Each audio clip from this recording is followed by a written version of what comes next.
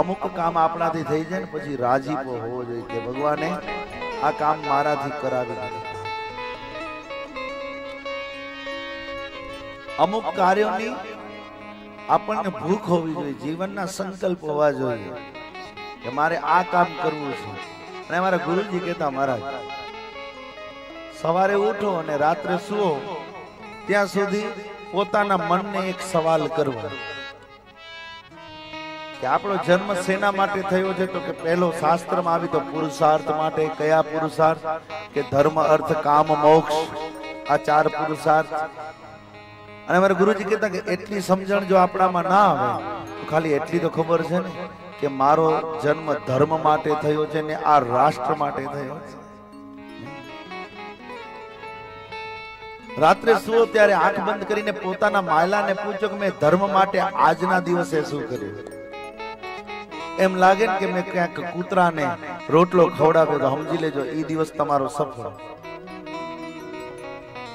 જે જગ્યામાં, જે ભૂમિકામાં આપણે રહીએ છીએ એ ભૂમિકા માટે મેં શું કર્યું, એ રાષ્ટ્ર માટે મેં શું કર્યું. આ 2 કામ આપણે કરી લઈએ એટલે સમજી લેવાનું એ દિવસ સફળ છે. કાલે અમારા ભરતભાઈ અને અમારા મહારાજશ્રી મને કીધું કે બાજુમાં પાડોશી એમના ઘરે આપણે હાલીએ ને અહીંયા એ લાઈટની સેવા આપે છે આપણા મિતેશભાઈ ના મામા કાકા. હા, એટલે મને એક બોલ્યા કે અહીંયા કપિલ કરી છોકરો છે ને આ બધા લાઈટની સેવા આપે. મેં કીધું કે જે ક્ષેત્રમાં આપણે રહેતા હોય, જે આપણામાં આવડત હોય અને એ આવડત જો ભગવાન કે માતાજી કે દેવ કાર્યમાં વપરાય નહીં તો આવડત કોઈ દિવસ સફળ થતી નથી. યાદ રાખજો, ભગવાને જે તમને આવડત આપી છે, જે તમારી ઓક્યુપેશન છે, જે તમારું બિઝનેસ છે, એ બિઝનેસનો કાંઈ પણ શ્રમ છે ને અહીંયા લાગવો જોઈએ.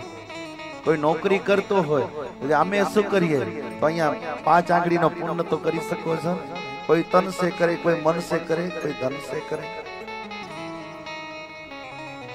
અમારા ગોર બાપા રોજ એને ક્યાં તમે મને કે હું પોથી બોથી કાંઈ નહીં, આપણે આમને આમ કથા સાંભળશું ને તમારું માર્ગદર્શન આપે છે. 7 દિવસનો એમનું ઓક્યુપેશન છે. જો ધારે તો એ રોજના 2-5 હજાર ખાટી શકે પણ પોતાના 7 દિવસ આ જગ્યા એ ભૂમિકાને આપી છે. એનું શ્રમ છે. એમ પ્રત્યેક લોકોને પોતાની પવિત્ર ફરજ સમજી અને કાંઈ ન આપી શકો તો કાંઈ નહીં, પણ કથામાં તો આવો, અહીંયા બેસો, ઘર ઘરમાંથી નીકળો.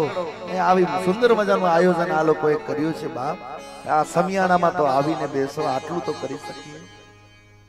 બ્રાહ્મણનો દીકરો છું, હવે રામ જન્મ હમણાં તમને કરાવીને એના દર્શન કરાવીએ, પણ એ પહેલા સાંજે કૃષ્ણ જન્મ છે, બ્રાહ્મણનો દીકરો છું એટલે દક્ષિણા માંગીશ. અને દક્ષિણાની વાત આવે એટલે તમારા મગજમાં રૂપિયા જ આવે. અમને રૂપિયા નથી જોઈતા, મોજ કરજો. પણ એટલું કહીશ કે કથા મંડપમાં આવો ને એટલે ખાલી હાથે ના આવતા. ખાલી હાથે આવતા નહીં. ખાલી હાથે ના આવતા એનો મતલબ છે કે બાવડું પકડીને કોકનો અહીંયા લેતા આવજો, એકલા ના આવતા.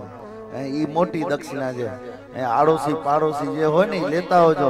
અહીંયા આવશો ને કદાચ 2, 5, 10, 15 રૂપિયા અહીંયા નહીં મૂકો તો વાંધો નહીં, પણ કોકને કથામાં લઈ આવશો ને એમનું જીવન જો સુધરી જશે ને તો એનું ફળે તમને મળશે. બાપા મોટી દક્ષિણા છે.